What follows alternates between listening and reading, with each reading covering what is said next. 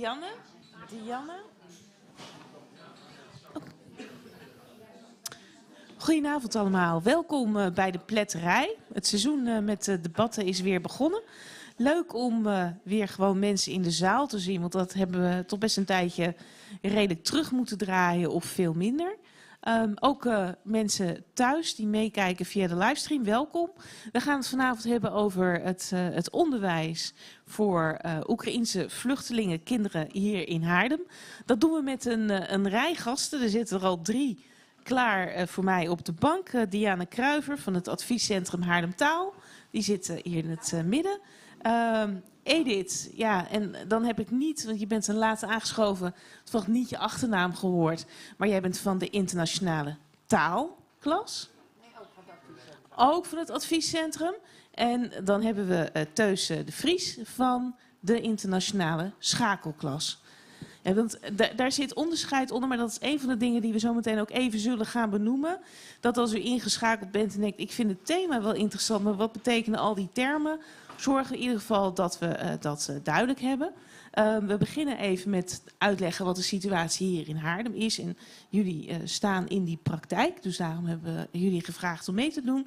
Verder hebben we ook de ervaringsdeskundigen, de ouders, de leerlingen die vanuit Oekraïne hier in Haarlem zijn. Ik kijk in de ogen van, als ik het goed zeg, Katrina. Die komt zo meteen op het podium. Tanja, een van de ouders, komt zo meteen op het podium. Carolina, jij bent onder andere van Haarlem voor Ukraine. Dat is iemand die al langer hier in de stad is, dus ook al een beetje Nederlands verstaat en spreekt. Even kijken. Dan hebben we nog Svetlana, die heb ik volgens... daar. Die had ik nog niet gezien vooraf, dus welkom. En even kijken, Marta hebben we ook... Die is teacher assistant geweest bij de zomerschool en de kinderuniversiteit. Dus dat zijn ook mensen die ouders zijn of leerling zijn of begeleider zijn van het hele verhaal. Dus daarmee hopen we ook een beetje antwoord te vinden op de vraag. En we zeiden al, het is meer een schaalvraag dan een zwart-wit vraag. Namelijk, wat is nou eigenlijk het verstandigste wat je kunt doen? Moet het onderwijs in Haarlem voor kinderen uit Oekraïne gericht zijn op... zorg dat je echt mee kan doen in de Haarlemse samenleving, naar Haarlemse scholen gaat, gericht op blijven langer in Nederland? Of moet je eigenlijk kiezen voor een optie waarbij je met je been in 2 landen en 2 culturen staat. Dus wel kunnen meedoen in Haarlem dat je genoeg Nederlands leert, maar aan de andere kant ook in staat zijn om, mocht de situatie je toelaten, dat als je terugkeert naar Oekraïne, dat je gewoon nog naar school kan. En ja, ik zie 1 iemand echt aan het eind van de rij zitten. Ik ben nog 1 naam vergeten te noemen. Dat is Henk Lelyveld, senior beleidsmedewerker, onderwijsuitvesting van de gemeente Haarlem. Met jou gaan we het ook hebben over wat de gemeente doet aan het regelen dat kinderen hier mee kunnen doen. Nou, dat was even korte inleiding. We zijn dus te zien ook via het YouTube-kanaal. Mensen kunnen daar ook vragen stellen in de chat. Dus af en toe dan schakelen we ook even die kant op om te horen of er een vraag zit. En mensen in de zaal, en dat is ook handig denk ik, Caroline, om dat zo ook even te vertalen indien nodig. Er staat een microfoon in het midden. Daar kunt u, zeker als we het gesprek met de zaal gaan doen, of aan het eind van een blokje dat zegt, ja, ik heb een prangende vraag, kunt u daar naartoe lopen. Mag u ook even zeggen wie u bent. Maar stel dat, ik kan me voorstellen dat als je uit een oorlogssituatie in land komt, dat je dat misschien net een te grote stap vindt, dan kun je ook gewoon je vraag stellen zonder. Dus wat dat gaat zijn er veel opties. En ik realiseer me, ik heb een paal. Daar moet ik me af en toe omheen bewegen. Dus ik doe mijn best dat ik goed voor iedereen te zien ben. Ik ga even erbij zitten. Welkom, Dianne en Edith en Teus. Jullie werden eigenlijk, net zoals heel Nederland, vrij onverwacht geconfronteerd met een situatie dat er een nieuwe groep leerlingen aankwam in Haarlem die behoefte had en die noodzaak had aan onderwijs. Wat is er eigenlijk in die eerste periode gebeurd om die kinderen een kans te geven om mee te doen? Ik weet niet wie ik het eerst het woord mag geven daarin. Teus? Nou, ik wil wel aftrappen. Die groep leerlingen die was er al, want ik ben als interim manager ingevlogen door Dunemare om vanaf de meivakantie dit te coördineren. Dus toen waren er al gesprekken om gebouwen te huren en docenten te werven. Ja, en hoe hebben jullie dat op poten kunnen zetten? Want ik had het er net met een aantal van de Oekraïense moeders ook over. Dat Oekraïens is ook een taal die niet echt lijkt op het Nederlands. Dus best een behoorlijke hobbel is om te leren. Hoe pak je zoiets aan? Nou, om te beginnen hebben we een pagina grote advertentie in het Haarlems Dagblad gezet, waarin wij vrijwilligers en docenten vroegen. En daar is enorm op gereageerd, vooral door vrijwilligers. Die wilden wel wandelen in het park, spelletjes doen met de jongere kinderen, maar niet zoveel door docenten.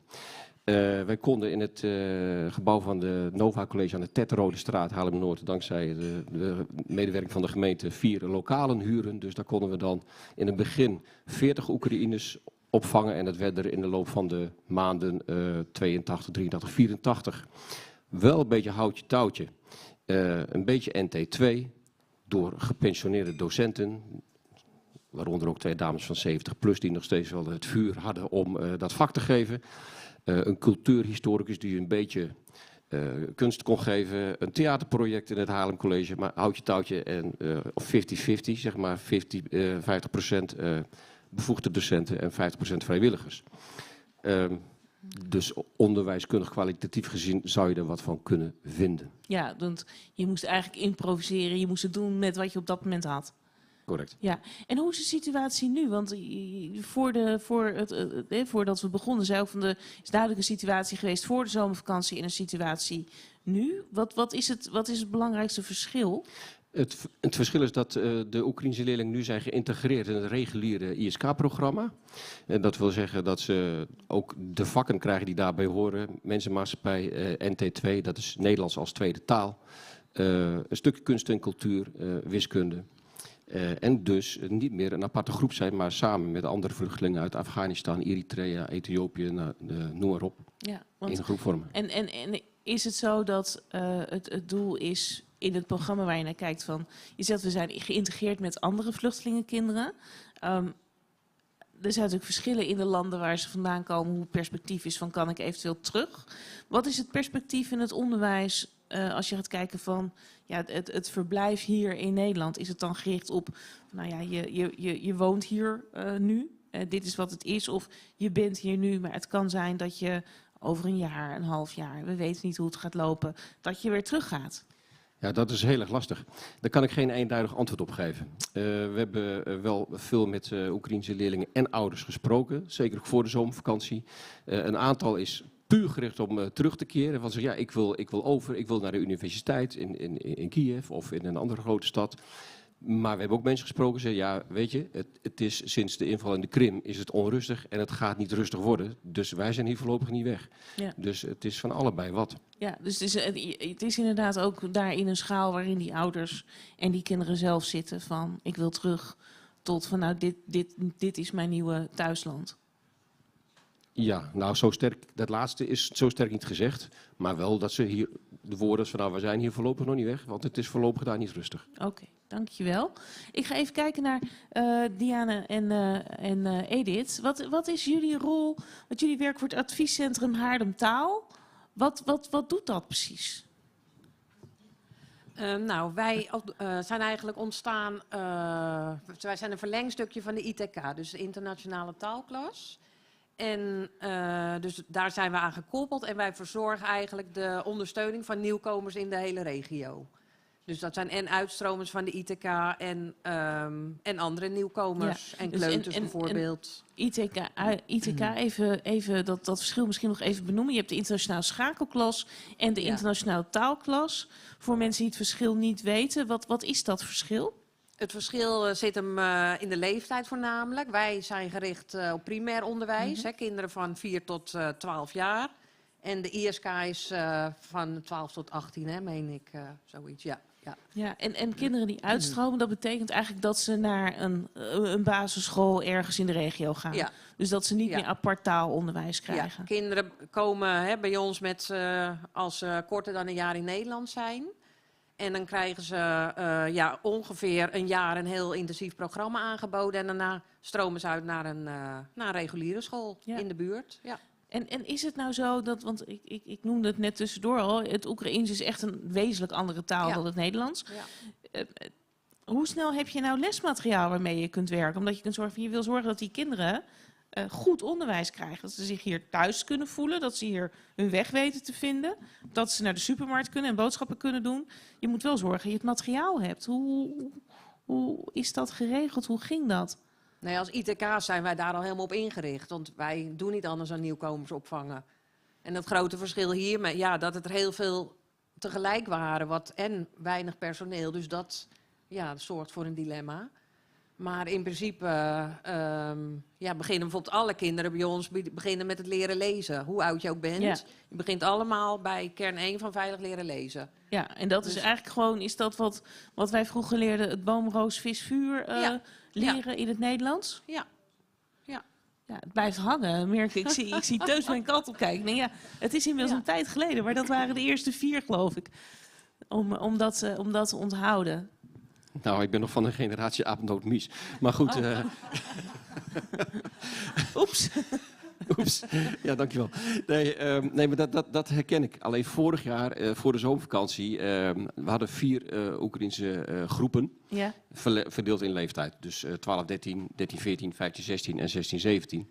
Die oudste groepen die spraken al behoorlijk goed Engels. Ja, dus is er gewoon heel veel in het Engels ook het Engels gedaan. Dus dat hele theaterproject ging gewoon in het Engels.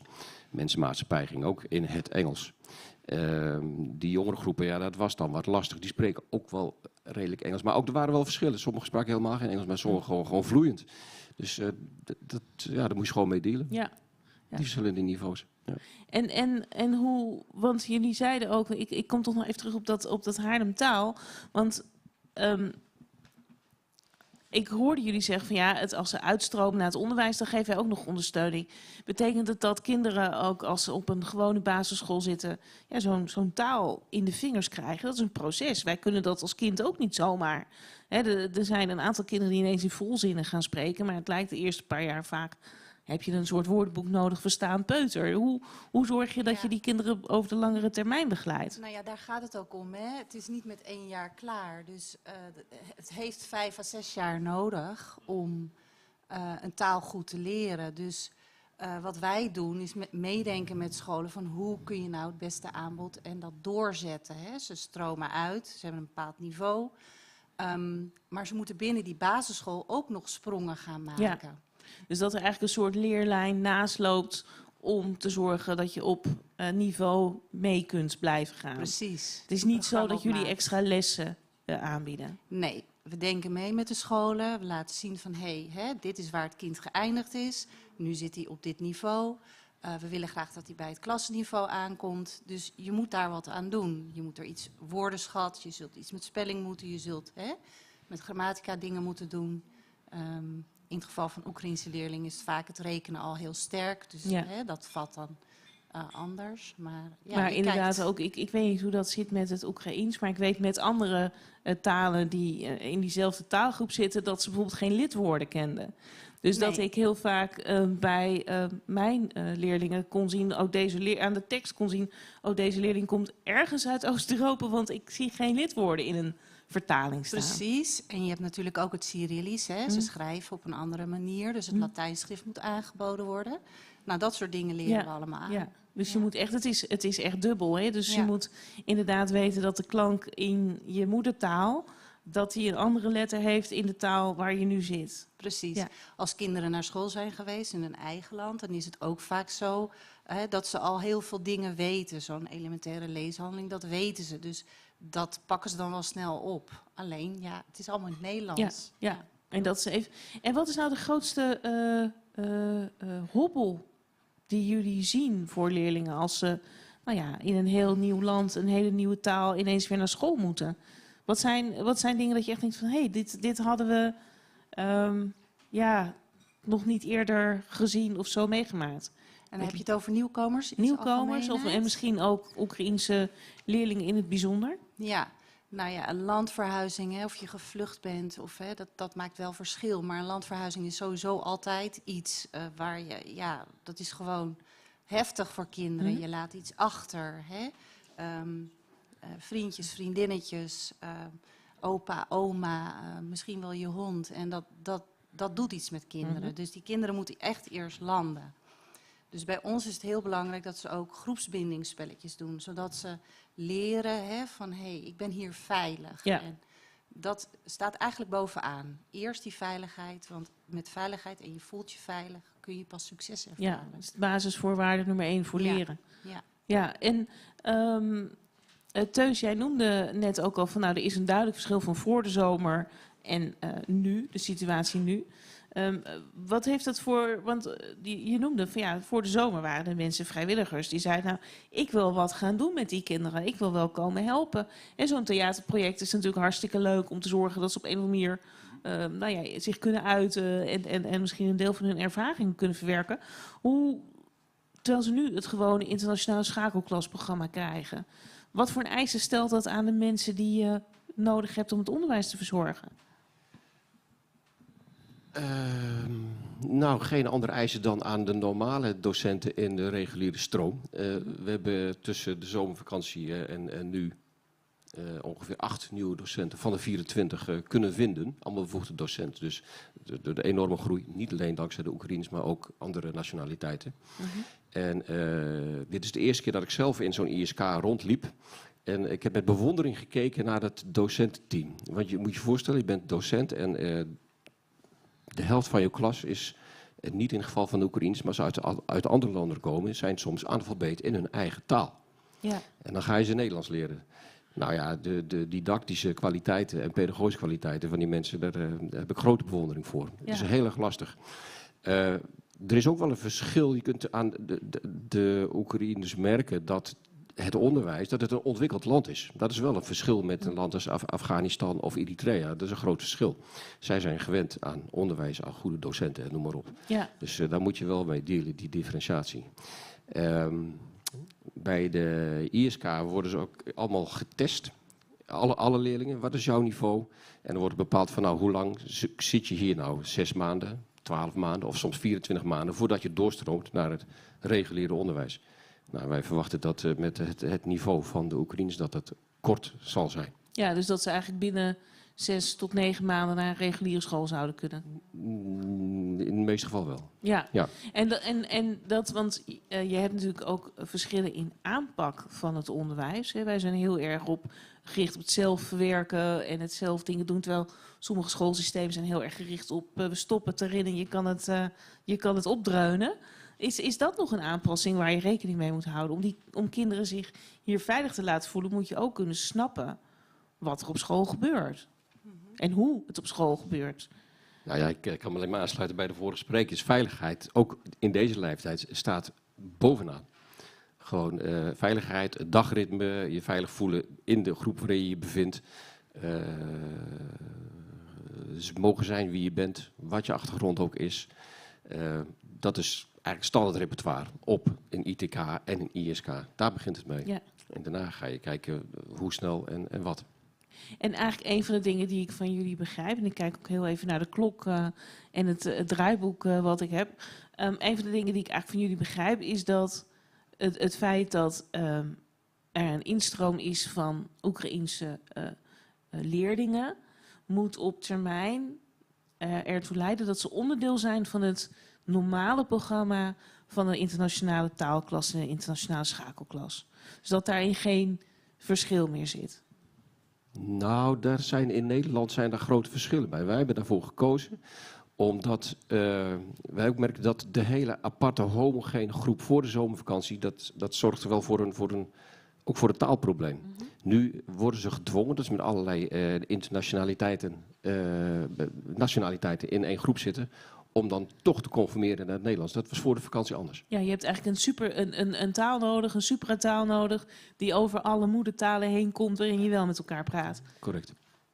Is dat iets wat jullie ook zo herkennen, Dianne en Edith? Bij ons zijn de groepen nog puur met Oekraïense kinderen, zeg maar. Voor de vakantie begonnen we met een klein klasje op de Prinses Beatrix Dreef. En nu zijn er 3 groepen ook gestart op een andere locatie. En dat zijn Oekraïense kinderen bij elkaar. Dus bij ons is het niet geïntegreerd in de andere nieuwkomersklassen. Dus zij kunnen nog inderdaad in de tussentijd ook gewoon met elkaar in het Oekraïens communiceren. Ja. En heeft dat ook te maken met dat idee van zorgen dat ze zich veilig voelen, herkenning? Of is dit gewoon praktische redenen? Ik denk dat het voornamelijk praktisch was. En voor de kinderen zelf is het heel fijn natuurlijk dat ze met elkaar kunnen praten. Ja. Ja. Dank jullie wel. We komen zo meteen ook nog even bij jullie terug. Hè, want we wisselen een paar keer op het podium. Dus we gaan nu zo meteen ook even wisselen. En dat betekent, ik kijk daarbij, en ik ga ook even aan het Engels switchen, omdat een aantal van onze Oekraïense deelnemers aan het debat prima Engels verstaat, maar hun Nederlands ook nog mee bezig zijn. Dus I'm going to switch to English and we're going to switch from stage to a new group. So I would like to welcome Carolina, Svetlana, Tanja, Marta and Katrina on the stage. And we need all the chairs we have and all the places we have. So you think I'm taking the couch, Carolina? Yeah, sure. Yes. Yes. Sure. Otherwise, I feel a little bit lonely if it's so far away, everybody. Okay, well, welcome. If you sit over there, you don't have your own microphone. So, Svetlana, We're going to share if you're going to share microphones, and I'm just going to see if that's okay with the technical department that we're going to. Yep.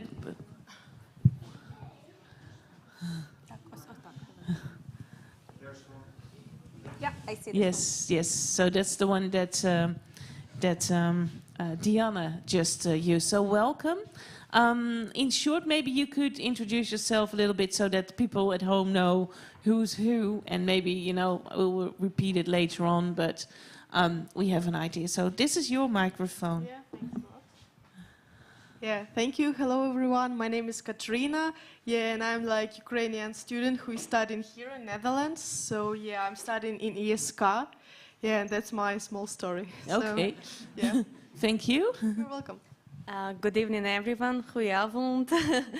My name is Carolina Lieta. I'm coordinator of Haarlem for Ukraine Education and Kids. Also, I'm one of the coordinators of the Ukrainian Weekend School, so that's why I know about education a lot. And I know all the stories of these beautiful women here. And thank you for having this debate. Thank you for being open for the conversation, and perhaps we see something, we see the outcome, and maybe some solutions pop up. Mm. Okay, thank you. Hello, my name is Svetlana. I'm a mother of 5 children. I'm very bad speak English. Help me, please. Carolina is there to help with translating I will as well. help Svetlana, but I guess part about 5 children you understood. So Yes. she represents kids of different ages, basically all the possible educations in the Netherlands. How old is your youngest and how old is your oldest child, Svetlana? Молодша Єва 7 років. Youngest. 7 років і старший 18. So the youngest child, це Єва, так? Єва. She's here. She's 7 years old. Ah, okay. І вона ходить в базиску, так? ІСК. Вона вже, and she goes to ITK, and the oldest one is 18 years old. So that's like the whole range of our educational system apart from kindergarten. Yes? And next to Svetlana is Marta. My name is Marta. I'm also a parent. I have a 9-year-old daughter here. And I also have experience here working as teacher assistant in a summer school, zomerschool in Haarlem. So I will talk from A little bit from that different perspective. sides, yeah. Yes. Thank you. Okay, so that was Marta. And there's a little bit of technical problem with your microphone. She has one daughter who's 9 years old, and in the summer period she works as a teacher assistant helping in the summer school and to do something. So she can also talk from the educational perspective as well. So not just as a mom, but also as someone who did something with different children. And then at the corner we have Tanya. Yeah, hello everyone. My name is Tanya. I'm mother. I have two child. It's daughter 5 years old and son 13 years old. Daughter study in basic school, Dutch school, and son in ISK. That's all, maybe. So, thank you. I will come back to you all later. But first, I would like to ask you, Carolina, because you are part of Haarlem for Ukraine. You've been living in the Netherlands for 5 years. What is something that you think is the most pressing issue when it comes to the education of Ukrainian children that are currently living in the Netherlands? I would If say you can take the microphone. closer. Great. I would say the biggest issue, I would speak for the moms, of course, because I'm in close contact with them, is that kids that go to ITK, but also basisschool, they don't really follow Ukrainian program, and many kids, they still try to catch up. For example, Svetlana, she brought me this book. I can just like share it with people over there, but it's a book of the rekening, and I would say it's pretty much developed. And this book was for her daughter when she was 6 years old, and obviously when she goes, like, maybe you can see a little bit, when there's like pretty developed exercises, and when she went to the basisschool, she was super bored because she needs to catch up not only the language but also her system, because those kids who come back, they parents afraid that the kids will come back with losing knowledge, because you know how it goes with kids. They really, if you don't train them for like a year or something, they really forgetting things, and that will be very difficult to catch the Ukrainian system. So that's why. And does it have to do with the level of knowledge that children learn at different ages, or the style of teaching? Because those are, I imagine, level, pretty different. Yeah, the level, of course, I would say Ukrainian school is pretty intense. Shall I tell a little bit how it works? Yeah, Okay. It could help us understand just the to bring difference. the background. So kids go to the school at the age of 6, and most of them, they stay in the school until age 16 or 17. For example, Katya here, she actually already finished school, but by the Dutch law, she still needs to go to the school. And it's also something that there is, I would say, it's a gray area, because she has this educational diploma already. So and she speaks English. I don't see for her a need even to go to ISK. And in between, kids from age of 6 to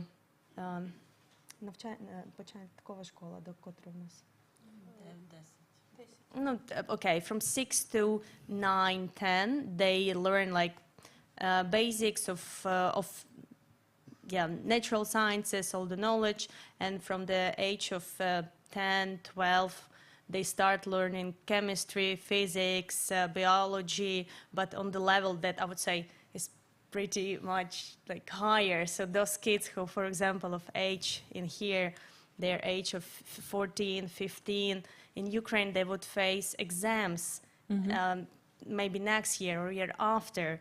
And if they learn here, if they sit here at ISK and they learn only Dutch, it's very difficult. So most of the parents, they try to give special education, sort of just additional classes. To keep up with what they would have to do in Ukraine. Exactly, yeah. So what I understand is what one of the challenges is at the moment is that you try to keep up with the development that the children would have had you been able to stay in Ukraine. And the worry is that in the situation that you're in, and all children in the Netherlands until, I think that they have to go to school until a certain age, and then they still have to acquire sort of training that doesn't match up with the educational system that they come from. Exactly. So I would say I would like to see maybe an exceptional flexibility, because as you were saying before, that some of the kids, they come from different background, and our kids most of the time they speak English or more languages, so it's, I would say it's different. Maybe for example, my first request, maybe it's not necessary for children who are a certain age, I don't know, let's say 15, to go to ESK in general, because maybe we can give them a chance to follow their programs, because they soon, like for Ukraine, their last year of education. And those kids at 16, like I went to university, my first college and then university, I had like 2 higher educations. And I was 16 already in the college myself, so like, yeah. So that doesn't match up in a way, and that maybe creates a problem once you return back home. And I would like to go to Katrina at the moment. So you go to school, and what I understand is that you pretty much understand the math, that you've done that already. You speak English already. Yes, I do. So I think you've got a lot of time left to learn Dutch. Yeah, well, because for example in ESK in our classes we learn just Dutch. For example, when it's math, it's just like numbers, name numbers, and just to understand it. So I know a lot of people who really finds it very boring, because we just know already, that's it. Yeah. And sometimes it's like not really good. So what would help, if you look at your own situation, what would help you to say, okay, how do I stay motivated to keep learning?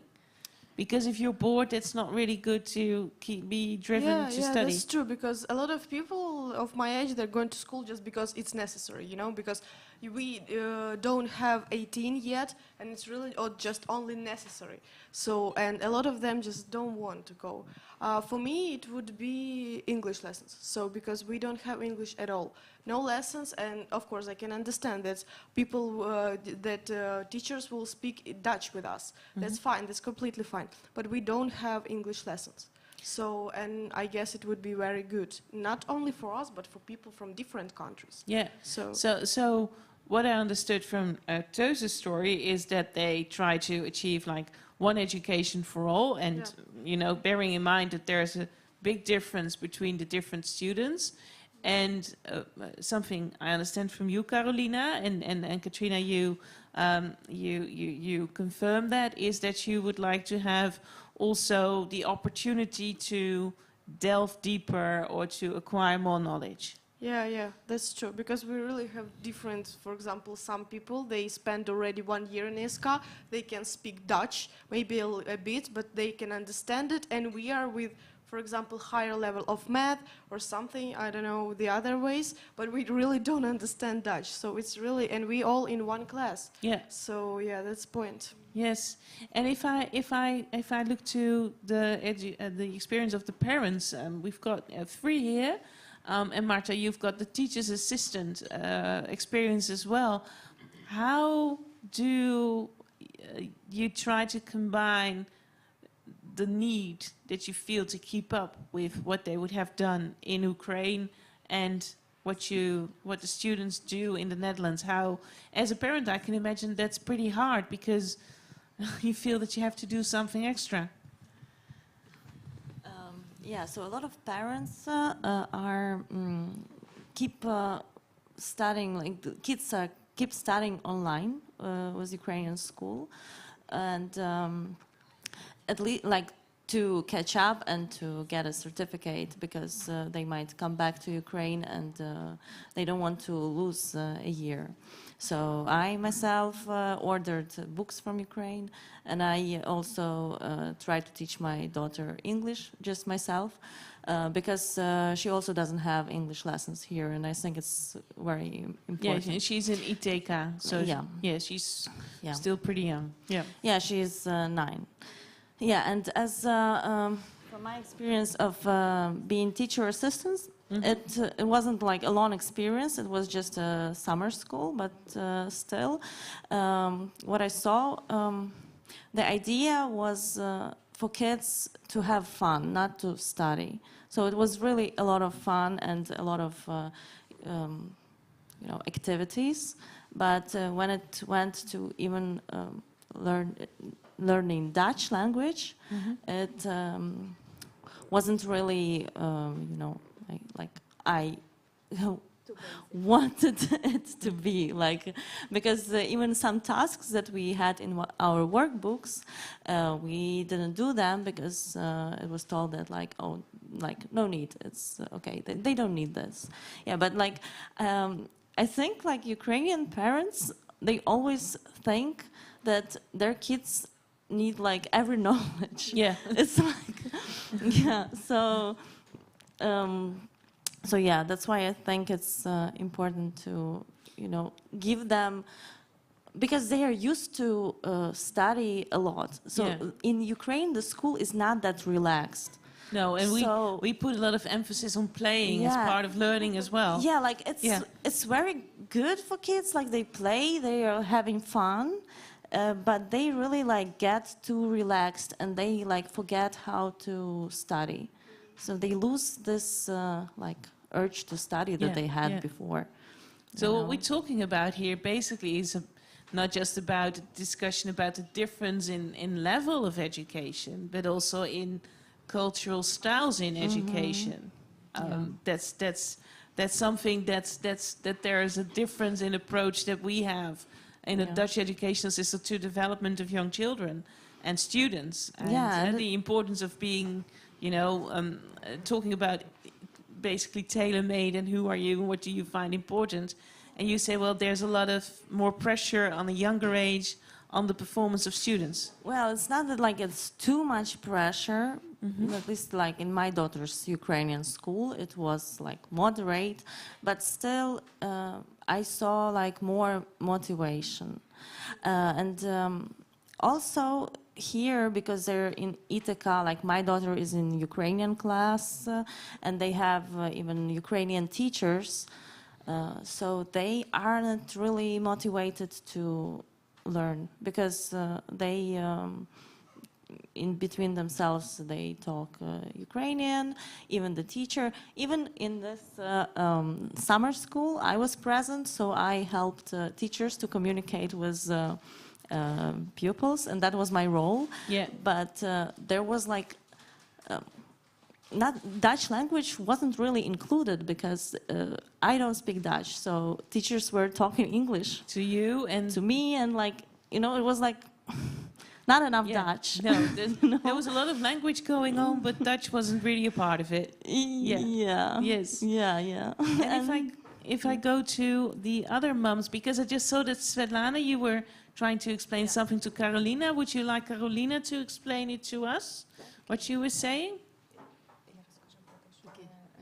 Okay, we were saying that indeed, like Ukrainian parents are pretty demanding, as you can see, but it also gives us opportunity to understand that we have a wiggle room to create maybe different program. I really don't see difficulty of creating program not dependent on that, like parents will go back or not. Of course, no one knows. I mean, I remember when I was speaking with Hank in May, maybe, and he told me that we want to integrate all children. I thought, no, what a nonsense. War will be finished in a month. But obviously we see it's keep going, and we don't know where it ends. So I would say maybe we can choose different approach for Ukrainian kids, because they have pretty good level of education. And what Tosh was telling, that there is also possibility in the integration to have, for example, 6 months. Maybe it is an idea, to give a program to Ukrainian kids that like 6 months, very intense program, so they catch it up. And another idea we're talking about that Svetlana shared with me, that most of her kids, also the smallest one, the youngest one, they follow Ukrainian school online. So it's also like kids have to combine it.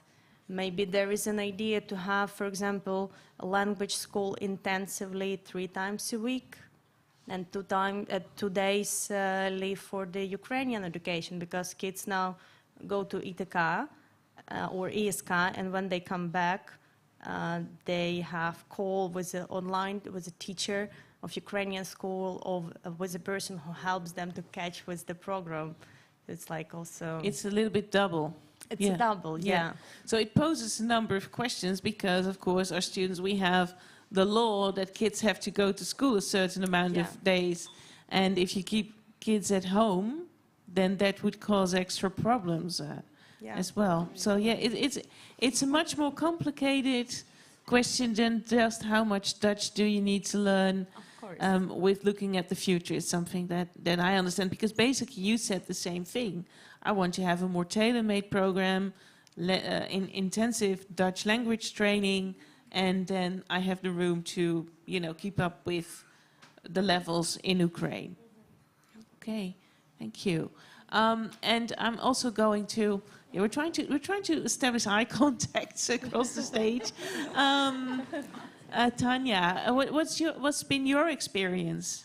Our experience, maybe first we start daughter's education from basic school in Hoofddorp, and it was first class, and our first director, we come with two friends, Tina and Arya, and first what said director, these girls should be another classes separated, Yes. because they shouldn't communicate it.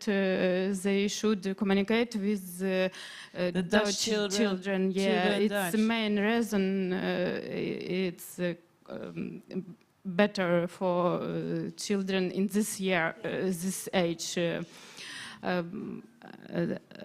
Next step, we change our location to Haarlem. We move to Haarlem and live in host family. We change basic school, and good thing what we have had when we lived in host family, it was communicated with Dutch people.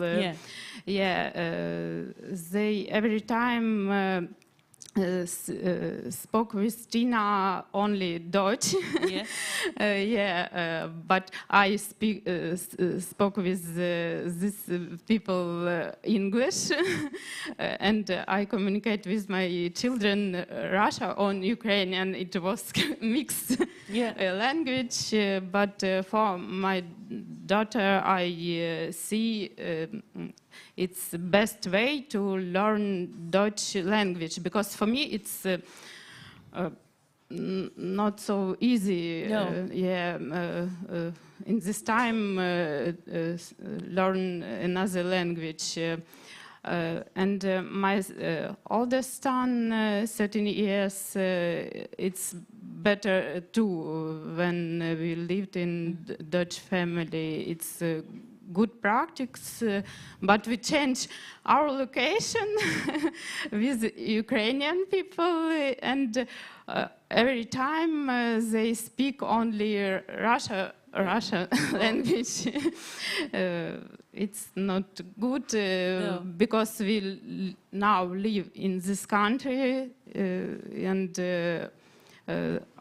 children should understand what said another people, because when we go to school, some people say to Tina, she good use bike on Dutch, but I don't understand. No. My daughter said me, say this is good, So what I understand is that you also say for the parents it's important to learn Dutch as well, to be able to interact with the parents of the other children, or in the contact with the children in between. Yes, and that works better if you don't have too many Ukrainian people around you. But when we change location with Ukrainian people, because every time they speak only Ukrainian or Russian, only in school they speak Dutch. And to really learn a language, you really have to immerse yourself in it. You have to practice the whole time, which makes it pretty tiring, but that works. And is there something that you say, well, because what I've been understanding so far is you're saying, well, there's certain needs that we feel that Ukrainian children have because of, you know, the standard of education in Ukraine. What's going well? What's going good if you look at the educational system? I get this smile and I think, oh my God, I asked a really painful question. I hear giggling, but that's not from us, No. okay? So you know it's... The kids are actually, from what I see, feeling like very happy and relaxed. Like they don't have to do a lot, not too much demands.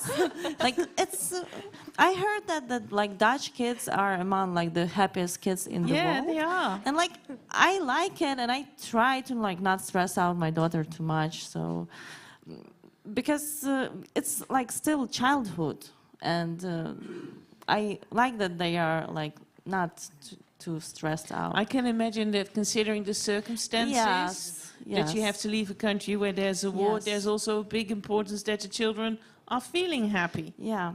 So I don't really know like what is better, but I still think that they have to intensively learn the Dutch language. It's also important for their feeling of safety here and security, because anywhere they go, they need to like know that they understand that they can ask for help or anything, or they can play with kids on the playground.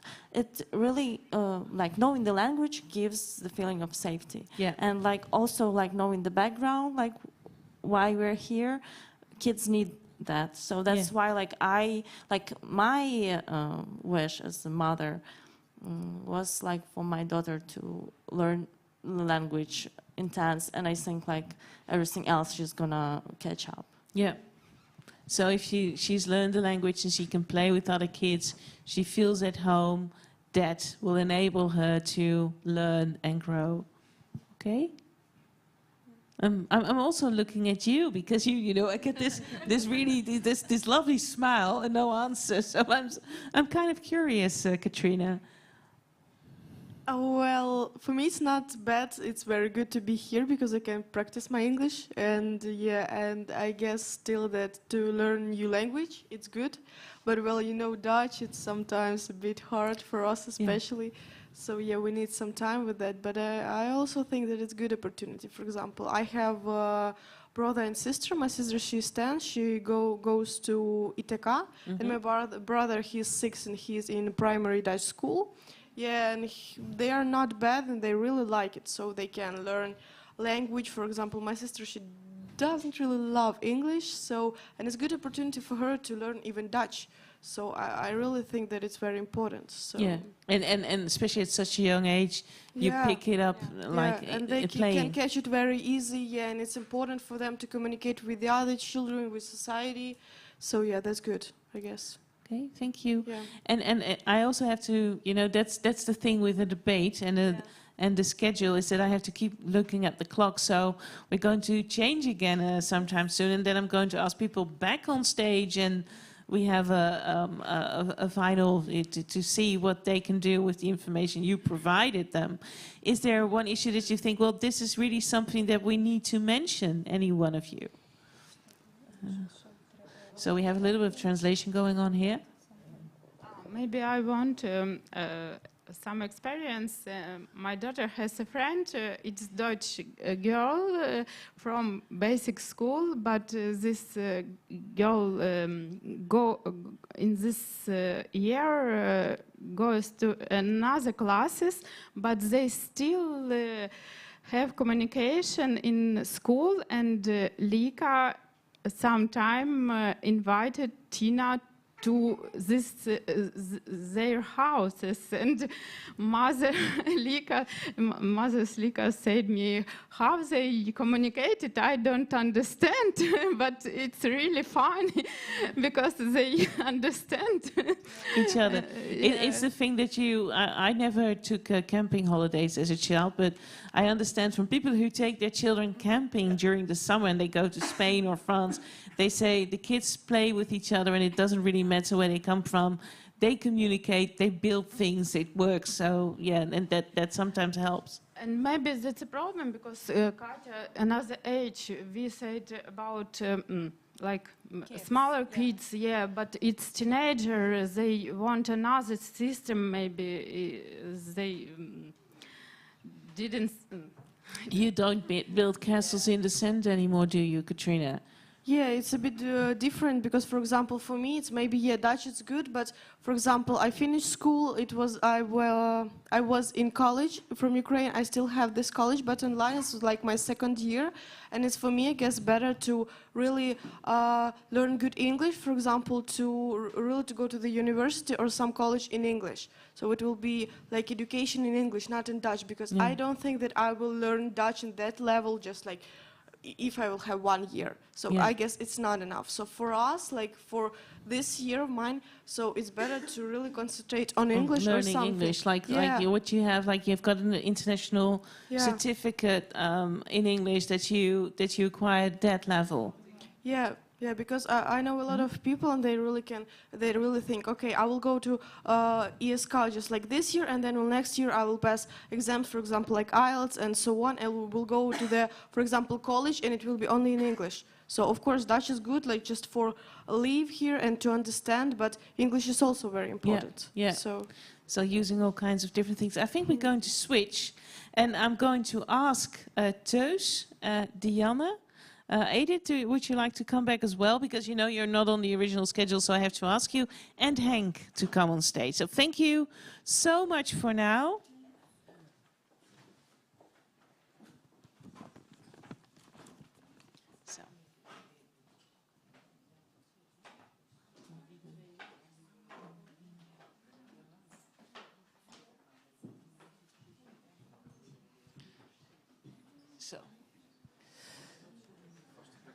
Ja, je bent eraan gewend inmiddels. Er zitten wel een aantal hele... Is het goed dat ik terugswitch naar het Nederlands? Of ik kijk ook even naar Carolina. Or would you like me to... Yeah, is it possible for you to contribute in English? And otherwise I will help translate. Yeah? Yeah, we'll try. Moeten even kijken. Misschien moet je hem even dichterbij houden. This is technical discussions about microphones. So if you say something, then they can check. It's okay. I'm looking at the signal from Arno. Er zitten wel een aantal interessante. There are a number of very interesting points of view that the parents and Katrina, the students, contributed to this discussion because. There seems to be like a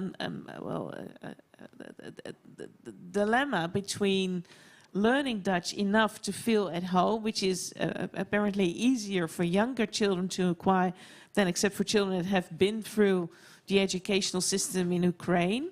And one of the questions that I clearly understand is it possible to have like, I think we call it a focus track, that you have like a pressure cooker idea, that you really have very intense Dutch lessons in order to help them.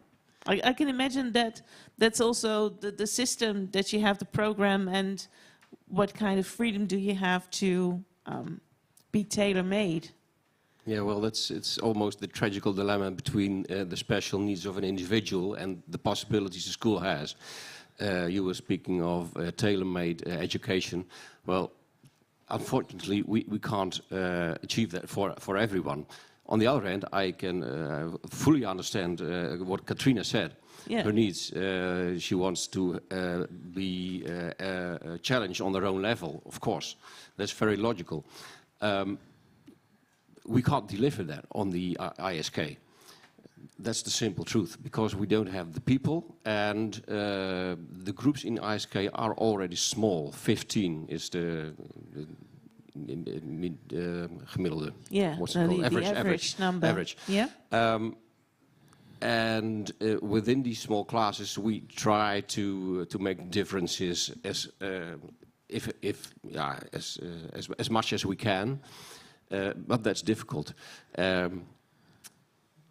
an extra difficulty is, well, what you mentioned is that the system in Ukraine is in a different way organized, that you have already science, mathematics on another level than youngsters here in the Netherlands. What a possibility would be, but then we would have to look at the government to put more money to make very small groups, because it's just a financial question. Yeah. Individual education is very expensive. Combine that with the fact that there are very few teachers available. Overall in the Netherlands, and there you have the problem. I don't have the solution for that. Probably, but I'm not sure about that. There is an international school in Haarlem. But that's a very expensive one. That's an expensive thing, and they teach in English. So, but that's it. Yeah, That's, and it if you go, but then again, you've done high school basically. If you go to a regular school, we have what we call bilingual education, but that's partly Dutch and partly English. We have, I think, Schoter does that. Well, there are schools with not an international school, but with bilingual education, and the difference per school. Some schools are teaching almost every subject in English in the first 3 years, but in classes 4, 5, 6, when you're going for your diploma, then the exam program is in Dutch again. So that's also not really a solution for your needs. Yeah, it's a difficult one. But what kind of room or what kind of opportunities does the local government have, Henk Lelyveld? Can you say something about that? Because I understand that you basically know much about school buildings, so not about educational programs. But, you know, I've seen that there have been a number of initiatives to help children that come here from countries that they had to leave one way or another.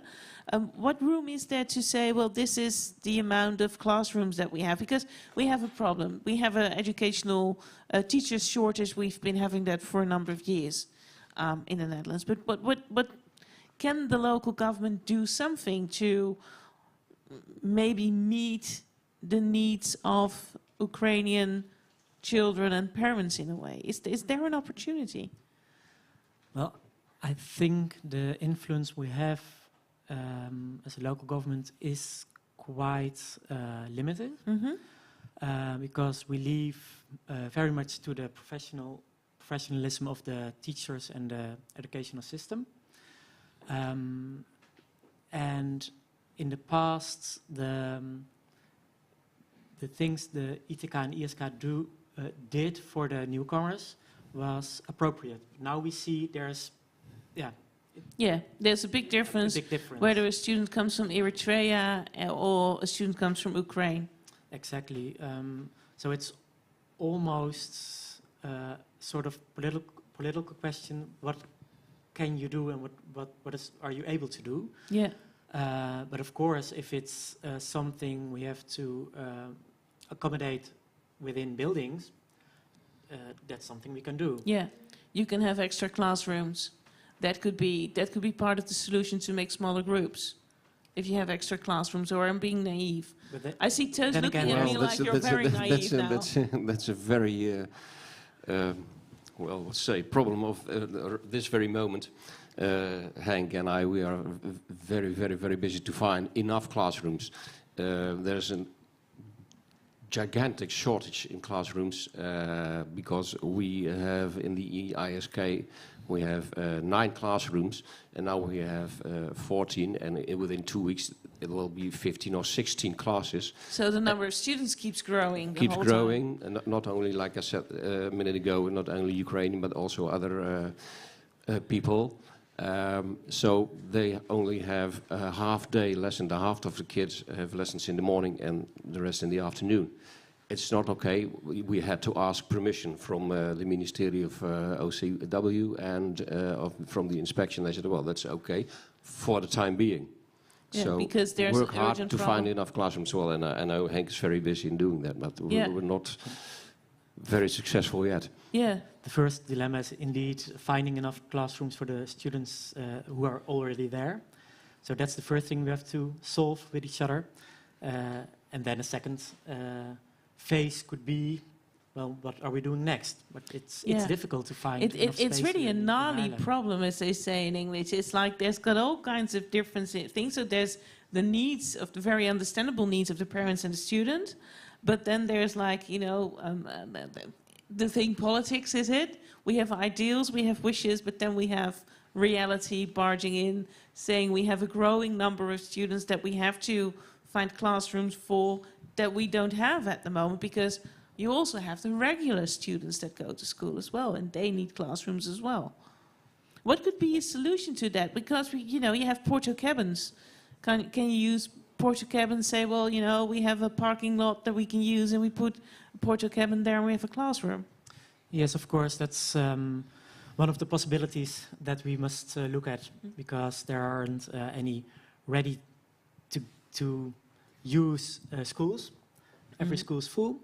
You can also rent some former office, and adapt it, but it's very not difficult. Ideal. Yeah. So the porta cabins are a good solution we're looking at right now.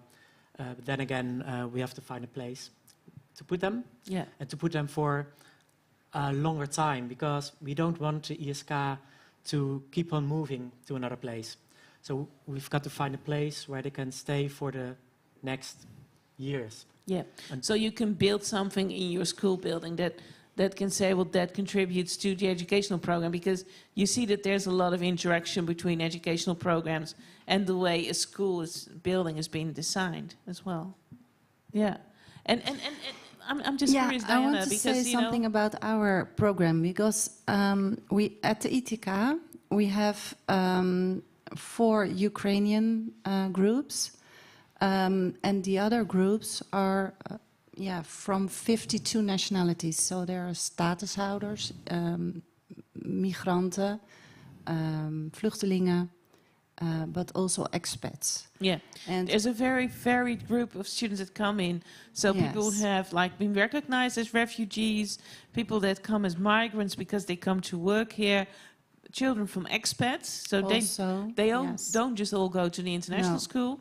And refugees. So that's the varied group that they have to deal with. Yeah. Yes, and when they come, we do tests, and they do tests on their own level, and they get a program on their level. So what we see with the Russian and Ukrainian pupils, they have a high level of mathematics, and so they get this level at the ITK.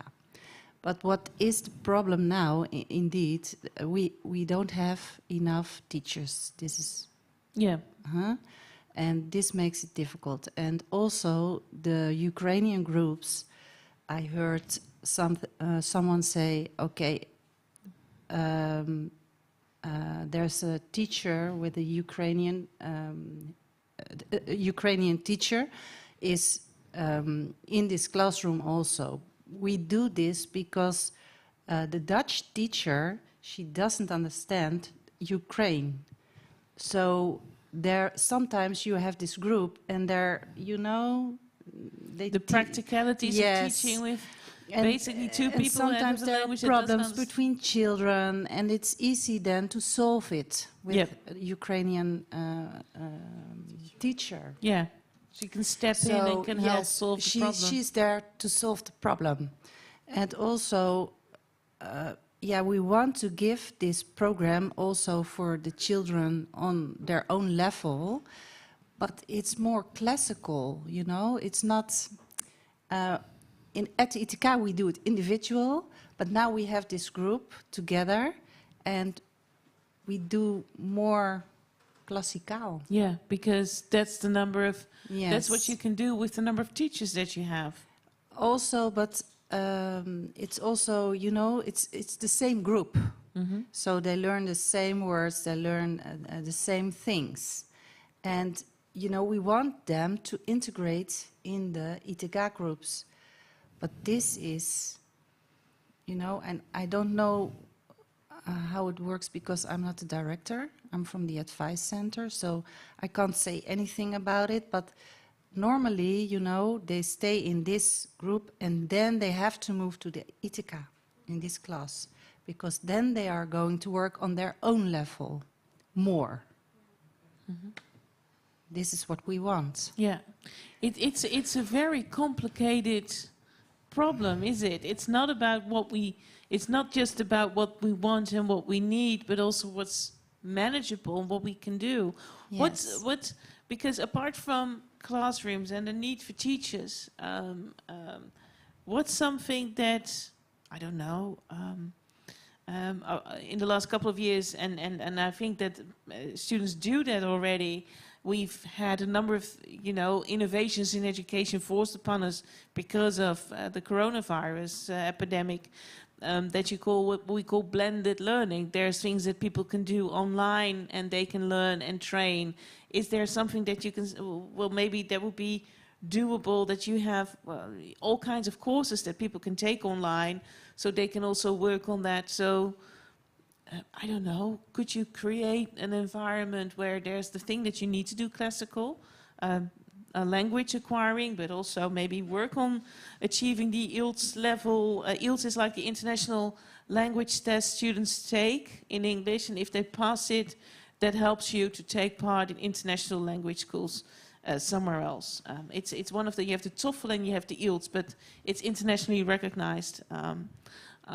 Is there something that you, I don't know, design some sort of infrastructure? And I know I'm talking about difficult things now, but that you can say, well, we have a computer room, and that computer room has really good, and also we can point students to really good MOOCs, massive open online courses, or other kind of digital education to, I don't know, work on something like that. Well, that would be really beautiful, but I'm being idealistic. No, There's always a but. There are several problems we encounter when we are going into that direction. For a start, that is, the law is very strict. I had a discussion with the inspector of onderwijs about allowing students to follow online lessons during the regular lessons. And the inspector said, well, that's only allowed if they ask this very particularly for them, and then they should follow the online lessons, in this case Ukraine, under supervision of a Dutch teacher or a Ukrainian teacher, anyway, a teacher from the school. Well, with the shortage of teachers, we're not going to do that. No. So you might on the other hand, but that's simple. The space the law gives, or gives not. Yeah. Second, as a teacher, you don't want your classroom to be a cafe setting. Well, then he's here, then he's not, and that's it. So that's also not good for the safety of the group. Yeah, because you also want to have schools also has like a socialization function. Yes, exactly. Yeah. Okay, and so there are only two problems. There are more problems, but because especially if you talk speaking about a country with a time difference with the Netherlands. Yeah, so maybe they have to be at school at 6 o'clock in the morning so they can take a class to 8, which is local time 8 to 10 or something like that. Yeah, that's not very feasible. I was trying to think of solutions, Katrina, but every solution brings about a number of new problems. Okay. I don't want to be the one who gives only bad messages, because at the beginning this evening I said you can stay 6 months or 12 or 18 or 24 at the ISK. Well, I can imagine that we are going to develop something to accelerate that. Yeah. So, for example, I'm not going to make any promises, by the way. So, 3 months or 6 months or whatever. Well, that would be a possibility. Because, Yeah, because it's a different group of students, and you find that like you said, Diana, when we started, the situation was different, but now we see that there's much more diversity in the group of pupils that you get, not only in the country that they come from, which has been a given throughout all these years, but also in the educational levels, which requires you to think about programs and what they look like. But then the other schools would have to cooperate. Yeah. For instance, if Katrina of you would say, "Well, I'm ready. My English is okay now, and I want to go to HBO or Schoter," then Schoten would have to have a place for you. Yeah. HBO would be possible if you take the IELTS international, and then you have to find an education that fits with what you want to do. So that's a difficult one. I'm looking. Maybe it's interesting to see. There we have people in the room, and I'm also looking if there's been any kind of activity on the no activity at all on the chat. Is there someone who would like to ask a question or contribute in any way? If you want to talk something, Carolina, maybe you can use the microphone that's behind you. Then people at home, if they are watching or if they're watching later on, can understand you as well. Can you hear me, right? I'm looking at Arno. Arno's giving the signal, thumbs up. Dankjewel. So I just would like to add that we are looking for possible solutions and we understand also difficulties. I would like to mention two things. First one, that anytime we were asked, for example, like Haarlem for Ukraine, we were asked to provide teachers for ITK or the zomerschool, we found those teachers. People like Marta, who is the refugee herself. She came here only in March, but because she had experience, she would become also teacher assistant. I would say it would be great with all the pressure to teachers, to the Dutch teachers. I know because my husband, he's a teacher, so I know all the details of this really difficult job. I would say integrate not only kids, not only pupils, but also teachers in the system. As you said before, have two teachers in the class, for example, one Dutch and one Ukrainian that can solve the problems, I would say, communication problems, but also the Dutch figure that can actually show that now you're in this country, learn the language. It's a first thing I would like to mention, and second one is don't forget that in Ukraine we still have education and many schools, they continue to work online, so kids wouldn't just sit home doing nothing or be at the street, you know, I don't know, doing something bad. Mm-hmm. They have to follow their systems as well. So maybe to take a pressure of the ESK, because kids have to study in two different shifts, right?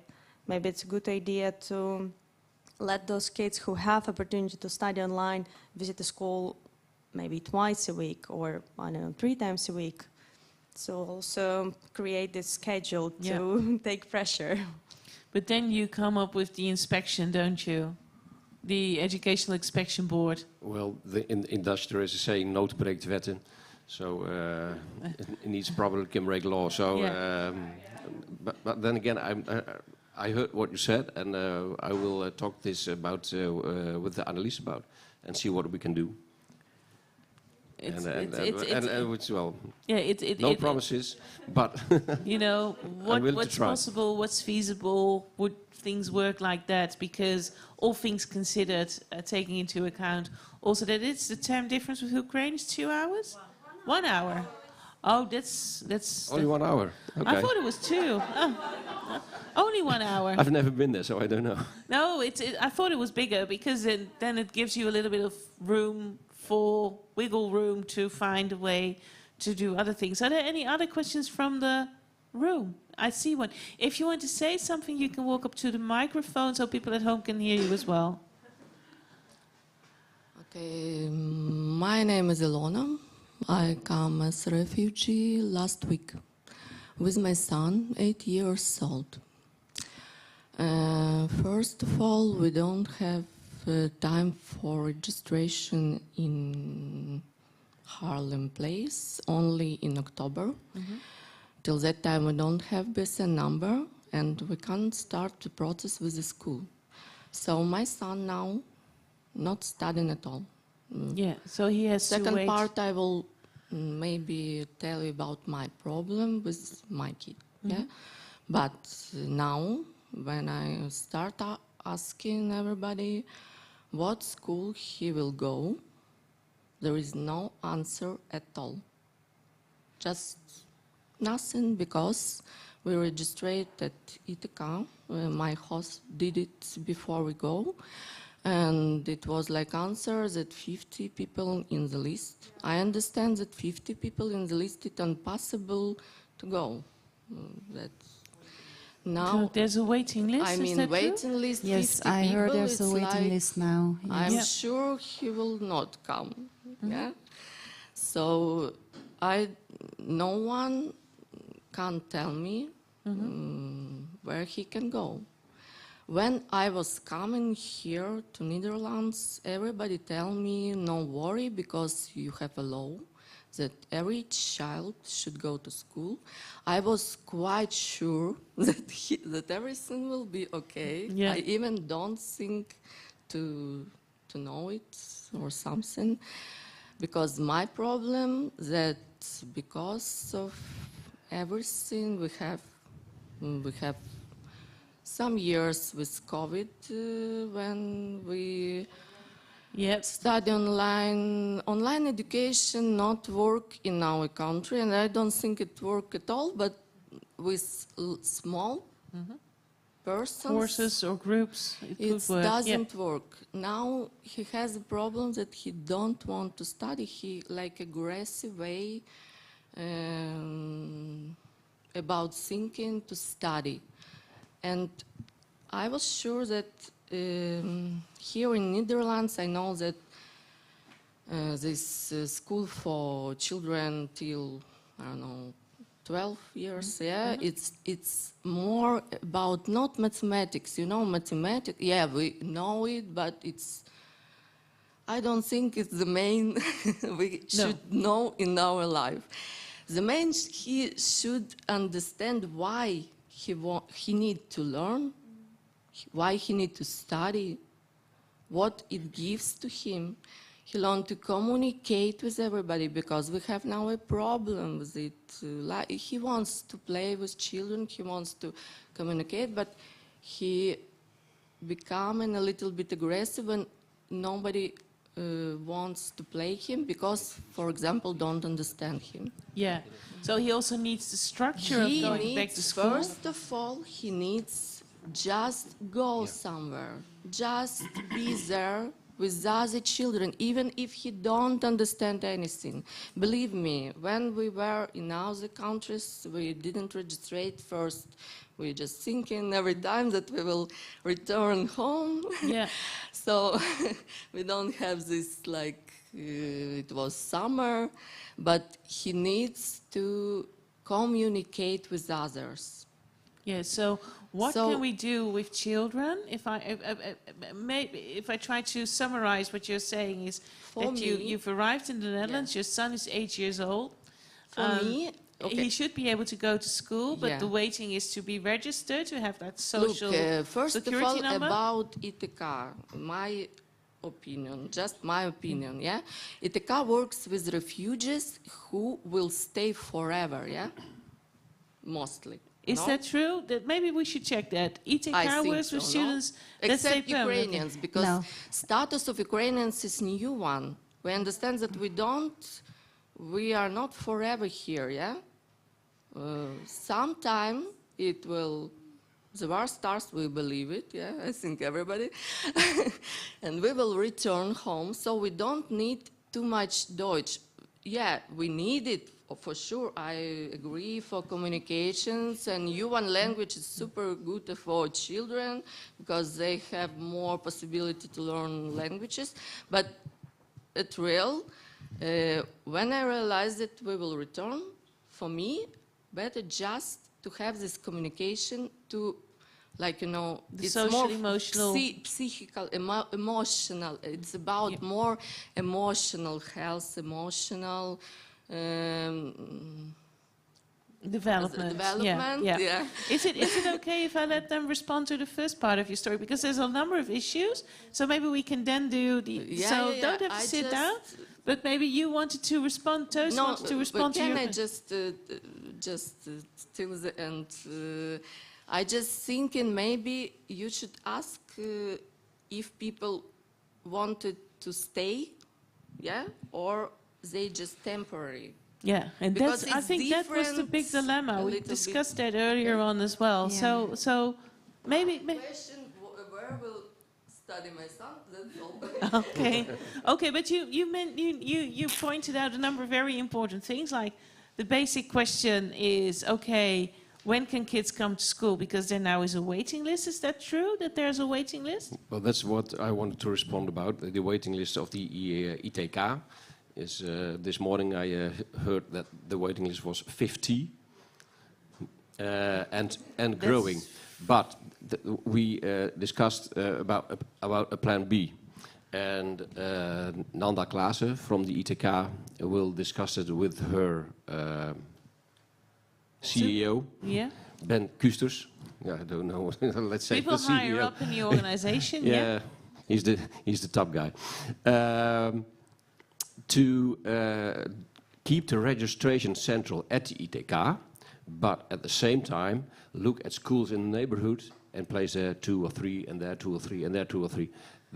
That is being investigated right now, but I don't know what that will be because I'm not from the ITK. No. You wanted to say something? Yeah, that depends on the age of the children. Because that depends on if you want to say something, yeah. Because then if people want to see the stream or want to look, you know, still look at it, they can understand your point of view as well.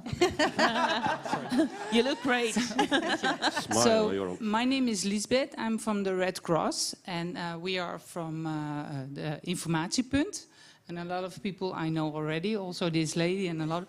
That depends on the age of the children, because we have several questions about the children who wants to go to school and they want to integrate in the local schools. And we also try with my colleagues to make contact with the schools. Because of the summer it was difficult, the summer vacation. But the answer of the schools is the age of the children makes it work to go to a normal school. But if the children are about 8 years or older, then it's difficult. And they send them to ITK. Yes, so children from 4 and 5 and 6 years old, they go to the regular school. Then you have the children who started in kleuterschool. Mm-hmm. Yes, and they move to group 3. Mm-hmm. Group 3, and some children, they went to this group. And this is our task. We go to the schools and help the teachers how to cope with the children. Yes. And this is a really difficult task because, you know, they don't know the language and every instruction is in Dutch. Mm-mm. So the teacher needs help with it, and this is what Edith and I do. We go to the schools and we tell, okay, you have to do this or you can do that. This is what you need. Really difficult for the teachers. Yeah. And parents cope with that, but because of the waiting list, they were very stressy about the hoe zeg je dat, boete? Fine. The fine they will get when the kids won't go to school after summer break. Yes. So some of the parents try to make contact with the school on their own, and they also want to make some effort to also, hoe zeg je dat, put some money into it to have a private tutor. Tutor, yeah. So people are very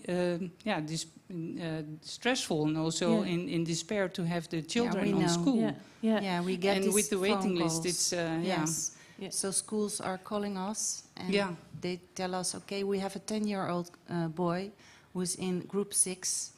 And then we tell them, okay, you have to learn from the level of group 3, and then you have to move on. And this is really difficult when they are in a group 6. Yeah. Also, all the Dutch language all the time, you know, it's really hard for the children also. And then when they come home, they have to do the Ukrainian study. It's hard for the children. So, main thing is the waiting list. That's all children go to school. Yeah. But how can we do this? Yeah, because we need the teachers, we need the classrooms in order to do that. Yes. Yeah. And one of the things that you mentioned that was also important is, well, maybe I don't know how important it is for my child to learn Dutch because I don't know how long I'm going to stay here. But what's important for my child is the social, emotional development of a child, being able to play with other children, being able to develop as a human being, basically. A functioning human being. That's what we want for our kids.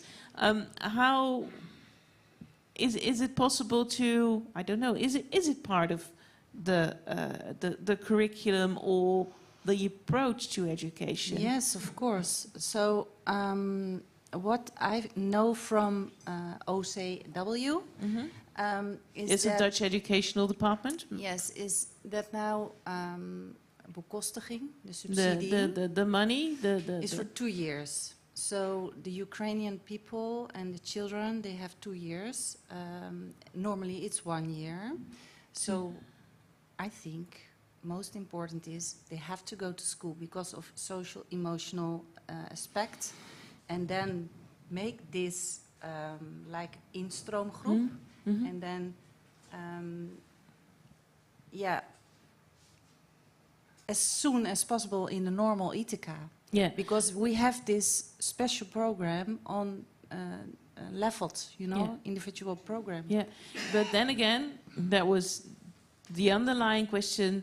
What's the use if we go back maybe in a year, maybe in 2 years? Then I have to say, I'm really sorry. This is, you know, it's a cultural problem. I agree.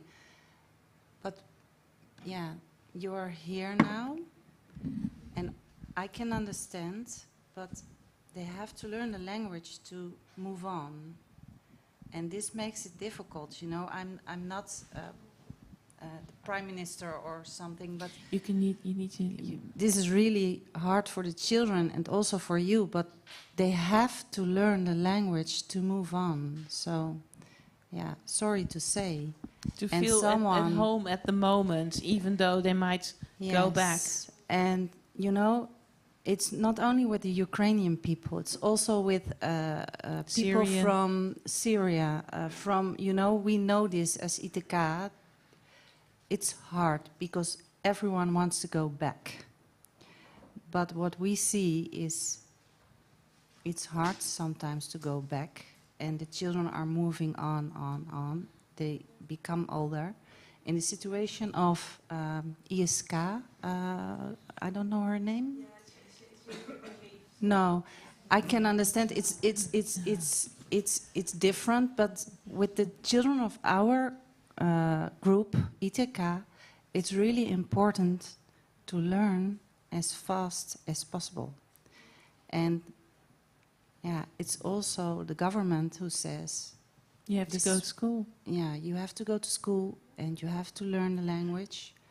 And when OCNW says, okay, W says, okay, we do the Ukrainian learning, then the inspection has also we have to, how do you say this? Wij moeten het dan volgen, maar hoe volgen wij als school? You can't monitor what's happening in the Ukrainian online education because you don't have a knowledge of the levels there. Yes. And understand the difference, and you don't have working knowledge of the Ukrainian language. Yes. And at the same time, you are responsible for the children. You are responsible. So, you know, it's really hard to say, but what we think is the best to do is to learn the language as quick as possible. And I want them all to come to school. But I'm not the director. And it's a gnarly problem, like I said. It's a difficult one. I understood that there was a question on the chat, so we're going to go there. Yes. Can everybody hear me? Yes, okay. I have a question from Frogs in the Box. Why don't you employ more teachers? There are Ukrainian teachers who came to the Netherlands, give them a job, and teachers to the kids. So in our school, I think there are 2 Ukrainian teachers. 3 at the moment. And yeah, we help them to give Dutch course also when they speak enough Dutch. And yeah. So because we might have the teachers, but then the teachers have to learn Dutch in order to teach the students Dutch. Yes, and we have one teacher who speaks Dutch well. So. Okay, and I have also other remarks of Uljana, and she asks, why are you afraid to break the rules? This is an exceptional situation that requires an exceptional solution. And taking into account that many people don't plan to stay here but go back to Ukraine. So the question is, why are we afraid of the rules? Or it is an exceptional situation. Yeah. Well, we're not afraid of breaking the rules. we're already doing that. So, but I can respond to the first question. Why don't you hire Ukrainian teachers? Because at the ISK we follow the regular ISK program, so they have to speak Dutch in order to give that. But with the, I don't want to say the word promise. I will investigate the possibility to add English to the ISK program, which is not the case right now, and that would make room and opportunities for Ukrainian teachers. But again, I can't make any promises, but I will investigate it. They have to be there. You have to have Ukrainian teachers. Also, if you want to contribute, you need to use the microphone, but also I get like the timeout signal from my director in such a way. So I'm trying to wrap it up where we are now. Yes, of course, but I invite you to go to the microphone. Yes, we talked about waiting list for 50 children already. We would like to know how you can solve this problem and at which time, which notice, so we can inform all the parents who are coming to the Red Cross with a proper answer. Because that's what we want to know. Yes. The timeline. The timeline, yeah, what we can promise them or what... So first, I was not sitting here. The director of the school was sitting here, and I'm from the advice center. So this makes it a little bit difficult. Only thing I can say now is please contact Ithaca and ask for information. Sorry to tell. Because, you know... In addition... No, this is Renno van der Linde.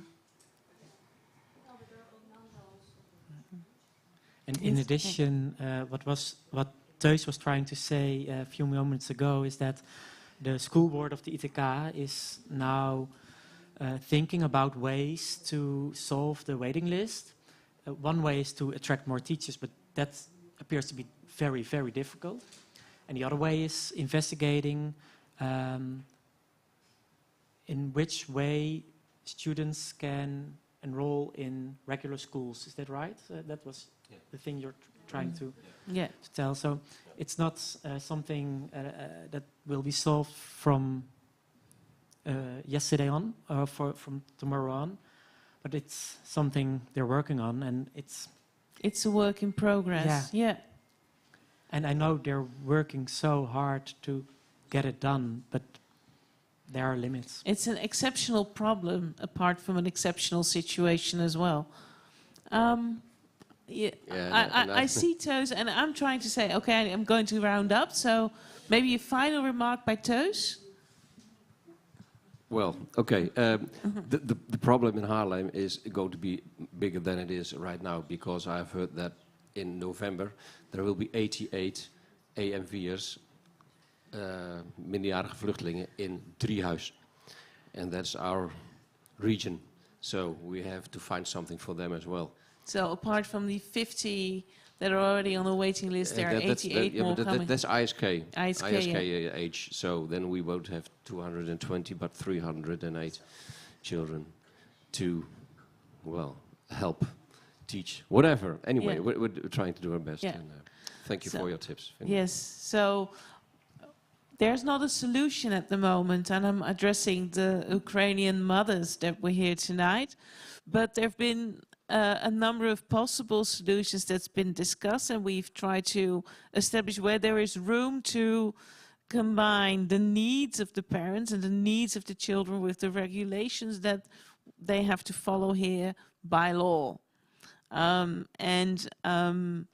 of the things that I understand is that the discussion is not so much as about how long will you be staying here, but what is currently the best thing, the optimal thing, which is not the ideal solution you can do to help the education and development of the children, while at the same time trying to solve a nearly impossible puzzle that has to do with teachers, classroom, and the constant stream of new students that have to come to the international teaching classes, the international language class, and the international, I don't know what schakel is in English at the moment. Switch. It's very easy, but not at after a long day. The switch class, so that you can take part in Dutch educational system, while at the same time there's also a cultural difference in the approach to and the level in education that's been given.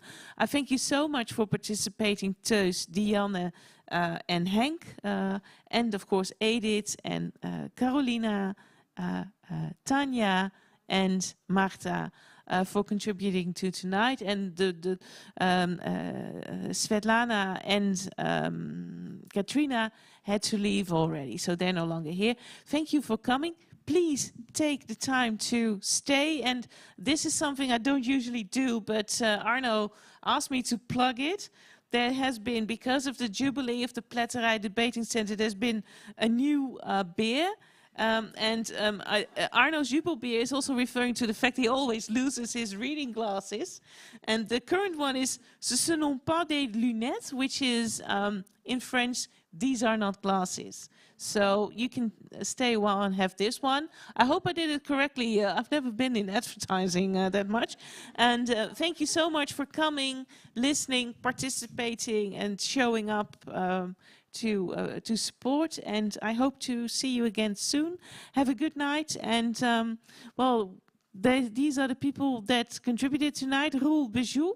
I hope I say it correctly, because it's a name I've never had to pronounce before. Tony Vierstra, Weertschenk, Martina, Gluske, Sonja Alberts, Aikiko Habukala. I'm sorry, I'm mangling your name, and it's I think it's Japanese, and I've never learned Japanese. Trudy Moerkamp, Eefje Marijt, productie Jolijn Posten, Arno Duifstein, ik ben Annemieke Wind. I'm switching back to Dutch, and I wish you a pleasant rest of the evening, or looking back at the debate. Bye.